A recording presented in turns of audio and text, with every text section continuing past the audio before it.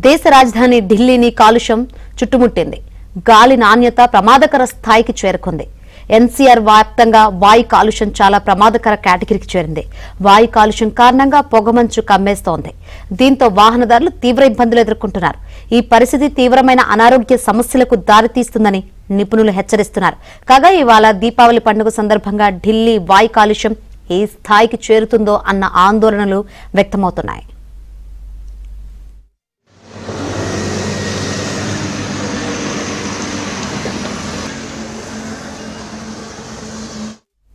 AQI 301 నుంచి 400 మధ్య ఉన్నప్పుడు దానిని చాలా ప్రమాదకరంగా పరిగణిస్తారు.